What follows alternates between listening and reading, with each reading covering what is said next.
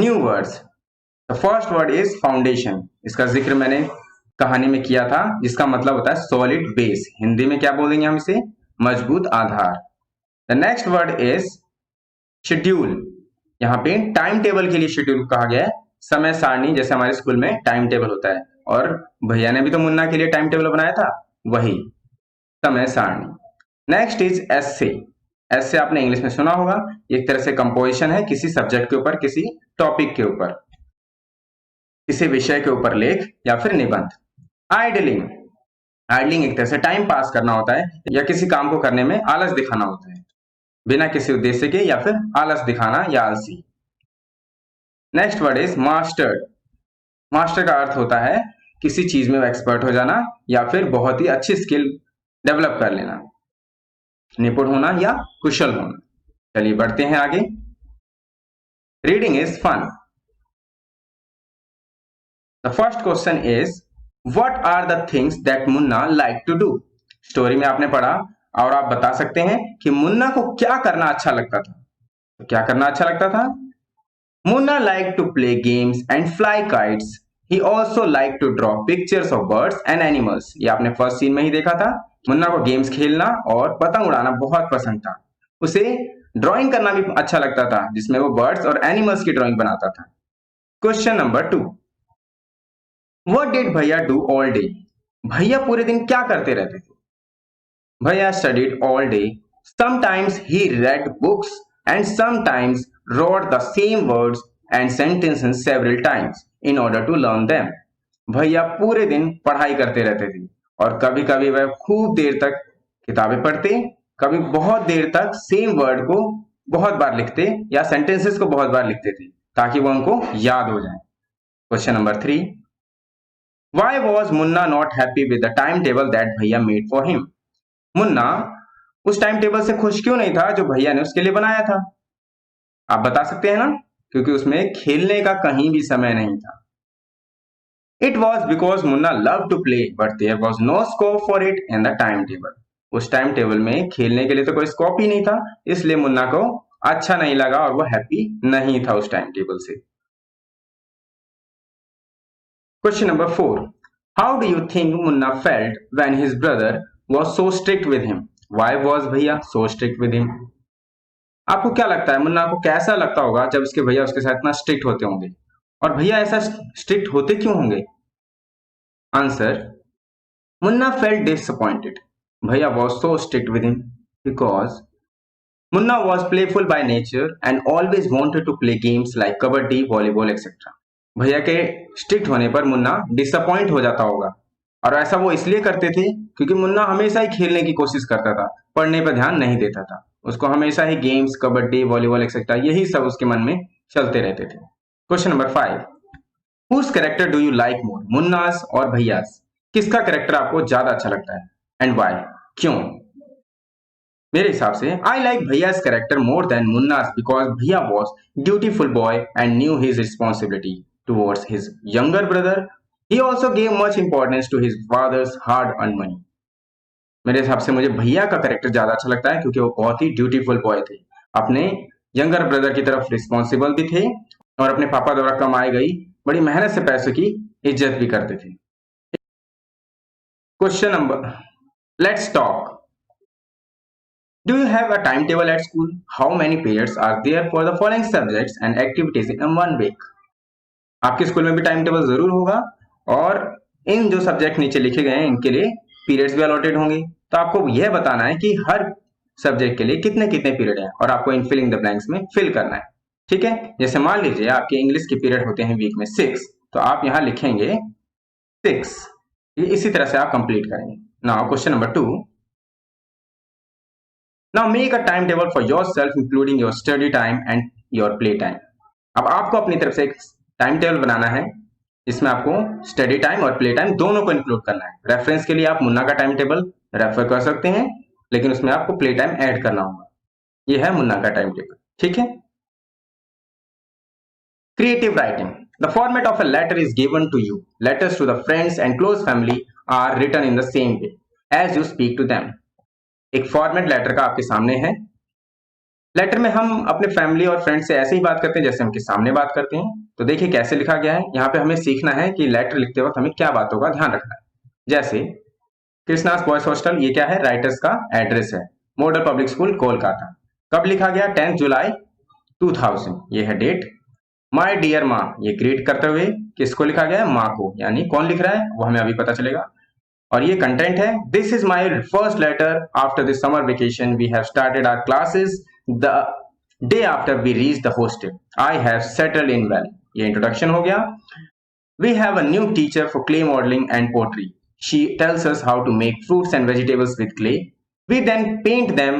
They look so real. ये letter की body हो गई, यानी बीच का part. We have an inter-house poetry recitation coming up in August. I am really excited about it. It is a long poem, but we learn it together with our teacher. It is nice to be back in school with my friends and teachers. I remember you and Baba a lot. Give my love to grandmother and grandfather. ये ending हो गई। और last में हम लिखेंगे do right back soon your loving son Pratap. Closing ऐसे करनी है। तो नीचे देखिए लिखा है योर लविंग सन प्रताप, यानी प्रताप ने लेटर अपनी माँ को लिखा है। बाकी बॉडी में आपको सब क्लियर होगा कि कहाँ कहाँ क्या लिखना है। इस फॉर्मेट को ही ध्यान में रखेंगे जब आप कोई लेटर लिखेंगे। चलिए बढ़ते हैं आगे। After reading this letter answer the following question. हमने लेटर को पढ़ लिया है, अब इन क्वेश्चंस को आंसर करना है। Who has written the letter? Pratap has written the letter. तो whom has the letter been written? Letter किसके लिए लिखा गया है? Pratap's mother. Where is the writer of the letter? जो राइटर है यानी प्रताप कहाँ रहता है इस समय? वो कोलकाता में है। What is the name of his hostel? उसके हॉस्टल का नाम था Krishna boys hostel. On which date was this letter written? और किस डेट पर ये लेटर लिखा गया है? 10th July 2000। Question number 2, how now, write a letter to your friend or relative in another city telling him her about activities, events in your school. Follow the same pattern as the above letter. अब आपको भी इसी तरह से एक letter लिखना है उस फ्रेंड या रिलेटिव को जो दूसरी सिटी में रहते हैं, और फॉर्मेट बिल्कुल वैसा ही होगा जैसा अभी आपने प्रताप का लेटर देखा। ठीक है, तो ये आपको खुद से करना है। लिखिए। इसके लिए आप अपने घर में बड़ों से हेल्प ले सकते हैं कि कैसे लिखना है, या फिर अपने टीचर से ही पूछ सकते हैं। फिर भी डाउट हो तो आप हमें कमेंट बॉक्स में भी लिखकर पूछ सकते हैं। Moving to the next question, comprehension. Read the following passage and answer the questions that follow. यहाँ एक पैसेज है जिसको आपको पढ़ना है और आंसर देने हैं उन क्वेश्चन के जो आगे पूछे गए। यहाँ पे दो पिक्चर्स दिखाई देंगी। एक आपको दिखाई दे रहा है ऑलिवर, ये एक बच्चा है। ये कौन है इसके बारे में अभी हम पैसेज में पढ़ेंगे। इसी तरह से मिस्टर बम्बल यहाँ पे दिखाई दे रहे हैं आपको, ये कौन है ये भी हम पैसेज में पढ़ेंगे। चलिए स्टार्ट करते हैं। Oliver was a 9-year-old boy. He lived with his other homeless boys in an orphanage. He was pale and thin, as were the other boys living there. This was because they had to work hard but were never given enough to eat. The owner of the orphanage, Mr. Bumble, was a cruel man and he ill-treated the boys. Oliver एक 9 साल का बच्चा है। वह एक orphanage में रहता है क्योंकि वह होमलेस है, उसके पास कोई घर नहीं है, उसका कोई गार्जियन नहीं है, इसलिए वो ऑर्फनेज में रहता है। ऑर्फनेज एक ऐसी जगह होती है जहां इस तरह के बच्चे रहते हैं जिनका कोई घर नहीं होता या कोई गार्जियन नहीं होता। वह दुबला पतला है क्योंकि उसे खाने को सही से नहीं मिलता। इसी तरह वहां पे और भी बच्चे हैं, वो दिन भर पूरी मेहनत करते हैं, बहुत सारे काम कराए जाते हैं, लेकिन उनको खाने को ठीक से नहीं दिया जाता। मिस्टर बम्बल उस ऑर्फनेज के मालिक हैं और बहुत ही क्रूअल हैं और बच्चों के साथ दुर्व्यवहार करते हैं। The boys were always hungry. It was true that they were given 3 meals a day, but each meal consisted only a bowl of watery soup. They were almost starving, so it was decided by them to ask the master for more soup. But who would bail the cat? Finally, the task fell to Oliver. सभी बच्चे हमेशा भूखे रहते हैं, हालांकि उनको 3 समय खाना देते हैं, लेकिन उस खाने में क्या होता है? वाटरी सूप, जो कि इस बाउल में आपको पिक्चर में दिखाई दे रहा है। इससे उनकी भूख नहीं मिटती। सभी हमेशा भूखे रहते हैं। स्टार्विंग मतलब हमेशा भूखे रहते हैं। तो फिर यह डिसाइड हुआ कि जाके मास्टर से और सूप की डिमांड की जाए, लेकिन who would bell the cat, ये कहावत है कि बिल्ली की गले में घंटी कौन बांधेगा, उससे जाके कौन बोलेगा। फाइनली ये टास्क किसको दिया गया? ओलिवर को। देखते हैं आगे क्या होता है। When all the boys had assembled in the cold stone hall of their evening meal, the soup was served. It soon disappeared. The boys whispered to one another, and one boy pushed Oliver a little. Oliver, making a brave effort, stood up, walked up to the master with his bowl and spoon in his hand, and said tremblingly, "Please, sir, I want some more." जब शाम के समय मील के लिए सभी cold stone hall में इकट्ठा हुए, उन सबको सूप दिया गया। सभी बच्चे एक दूसरे से बुदबुदाने लगे क्योंकि सूप जल्दी ही खत्म हो गया था। फाइनली सबने ओलिवर को आगे कर दिया ताकि वह जाके बम्बल से बात कर सके। ओलिवर भी पूरे साहस के साथ आगे बढ़ा और जाके अपने मास्टर से कहा, "please sir, I want some more soup." यानी उसने और सूप के लिए डिमांड की। अब देखते हैं आगे क्या होता है। कुछ क्वेश्चन आंसर्स हमारे लिए हैं, देखते हैं हम आंसर कर पाते हैं नहीं। Question 1, why did Oliver live in the orphanage? तो अभी हमने जिक्र किया ऑर्फनेज में क्यों रहता था। Oliver lived in orphanage because he had no home, क्योंकि उसके पास कोई घर नहीं था। Question number 2, who was mister Bumble? Mister Bumble कौन थे? Mister Bumble was the owner of the orphanage. Mister Bumble orphanage के ओनर थे। What meals were the boys given? Boys को कैसा मील दिया जाता था? They were given only a bowl of watery soup. उनको एक कटोरी में सूप जो कि वाटरी होता था, केवल पानी वाला सूप था, वो दिया जाता था। Question number 4, what did Oliver say to mister Bumble? Oliver ने मिस्टर बम्बल से क्या कहा? Oliver said to mister Bumble that he wanted some more soup, कि उसे थोड़ा और सूप चाहिए। Question number 5, the boys were given 3 meals a day, then why were they always hungry? Boys को 3 समय खाना दिया जाता था, लेकिन फिर भी वो हंग्री होते थे, ऐसा क्यों?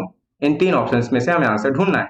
Because the soup they were given was never enough, because they worked very hard all day long, because the older boys drank up their soup, क्योंकि जो बड़े बच्चे थे वो उनका सूप पी जाते थे, वो पूरे दिन बहुत मेहनत करते थे, या फिर जो सूप दिया जाता था वो इनफ नहीं होता था। तो सही आंसर फर्स्ट है, because the soup they were given was never enough. Question number 6, find the word from the passage that means the same as very hungry। तो very hungry के लिए बताया था starving। to vanish, vanish means finish कर देना, disappeared। Question number 7, all the boys assembled in the cold stone hall। Here the word assembled means, यहां assembled का क्या मतलब है? इसका मतलब है collected। Question number 8, from the word assembled remove the last 2 letters, add 1 letter to make a word which means a time at the school when the whole school gathers। तो assembled से हमने लास्ट के 2 letters हटा दिए तो ed हट गया, बचा assemble। तो उससे हम एक नया लेटर ऐड करके कुछ ऐसा वर्ड बनाना है जो कि हम स्कूल में सब इकट्ठे होते हैं तो होता है, क्या होता है? Assembly. Very good. Question number 9, give a suitable title to the passage. इस पैसेज को एक सूटेबल टाइटल दीजिए। तो मेरे हिसाब से क्या हो सकता है? ओलिवर इन ऑर्फनेज। आप अपनी तरफ से कोई और टाइटल लिख सकते हैं। Let's move to the next question. Let's write. To learn means to understand or gain knowledge. To teach means to show how or to explain. Complete the following sentences using the correct form of the teach or earn. There is a box having some words. We have to fill these words in the blanks. First is, will you dash me chess? Will you teach me chess? Mr. Sharma dash class 8th. Mr. Sharma teaches class 8th. The students have dash about road safety. The students have learned about road safety. My sister has dash me how to ride a horse. My sister has taught me how to ride a horse. I have dash some of the customs of the India. I have learned some of the customs of India. I dash how to cycle when I was just 4 years old. I learned how to cycle when I was just 4 years old. Got it? We have filled all the blanks with the words.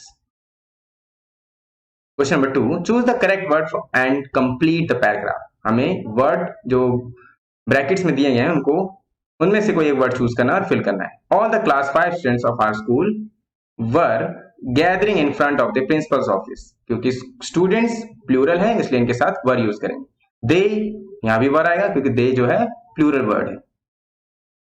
They were going for the inter-school race. The bus dash arrived, क्योंकि past की बात की जा रही है, and they left ये भी past की बात है इसलिए सेकेंड फॉर्म यूज करेंगे। Left for the stadium the runners were taken, were के साथ हम यहाँ पे थर्ड फॉर्म यूज करेंगे टेक की, क्योंकि ये पैसिव फॉर्म है। Taken to the starting point the runners took their positions, past form हो गई। सर ब्लू पास्ट फॉर्म है इसलिए ब्लू यूज करेंगे। The whistle one student of our school ran, past form. Fast and dash came first, past form. Everyone did their best, past form. And our school won this trophy, past form again। everyone felt joyous, yes ये भी past form में आएगा। तो past form के लिए ज्यादातर हम second form और थर्ड फॉर्म यूज करते हैं, इसका आपको ध्यान रखना है। अगर आपको फिर भी डाउट है तो आप कमेंट बॉक्स में पूछ सकते हैं, हमें अपने टीचर से भी डिस्कस कर सकते हैं। Let's move to the next question. Question number 3, read the following sentences। भैया has been studying in the same class for 2 years for a period of time। यहाँ पे 2 years को पीरियड ऑफ टाइम बताया गया है। Munna was flying kite since morning, यहाँ point of time है क्योंकि मॉर्निंग एक फिक्स टाइम है। From the time in the past till the present, ठीक है। Filling the blanks using for और सिंस। फॉर और सिंस को कैसे यूज करना है आइए देखते हैं। For is use to talk about period of time, जब भी पीरियड ऑफ टाइम होगा तो उसके लिए हम फॉर यूज करेंगे। Since is use to talk about point of time, और जब भी पॉइंट ऑफ टाइम होगा तो हम सिंस यूज करेंगे। सिंस का एग्जांपल हम ले सकते हैं, जैसे since morning, since yesterday, since Sunday, since 10 o'clock। इस तरह से कब भी आएगा तो आप सिंस यूज करेंगे। फॉर जब यूज होगा जब आपको एक पीरियड ऑफ टाइम की बात होगी। For 10 years, for 2 days, for 2 hours, ठीक है। तो चलिए ब्लैंक्स को फिल करते हैं। I have lived in this house since I was a baby. I was a baby एक पॉइंट ऑफ टाइम है इसलिए सिंस यूज करा है। This big jar has been in our family for many years, many years ये एक period of time है इसलिए हम फॉर यूज करेंगे। The old banyan tree in the village has been there for last 200 years, period of time है इसलिए for use करेंगे। Nobody has seen him since yesterday, yesterday point of time है इसलिए since use करेंगे। So we have filled all 4 blanks. Let's move to the next question. Project time. Choose a story that you like. कोई एक story choose कीजिए जो आपको पसंद हो। In groups of 4, 4 लोगों का ग्रुप बनाइए, 4 फ्रेंड्स का ग्रुप बनाइए। Write down dialogues for the story and make it into a short play. और उसके डायलॉग्स को आप लिखिए और एक शॉर्ट प्ले तैयार कीजिए और उसे क्लास में प्रेजेंट कीजिए। तो ये आपके लिए होमवर्क है, आप इसको प्रिपेयर करेंगे। इस पूरे चैप्टर या क्वेश्चन आंसर में कहीं आपको डाउट है तो हमें आप कमेंट बॉक्स में लिख के पूछ सकते हैं। और अगर आपने चैनल को सब्सक्राइब नहीं किया है तो चैनल को अभी सब्सक्राइब करें। ये वीडियो आपको अच्छी लगी हो तो अपने दोस्तों को भी शेयर करें ताकि वो भी इस चैप्टर को कंप्लीट कर सकें। तो मिलते हैं नेक्स्ट वीडियो में, तब तक के लिए बाय बाय।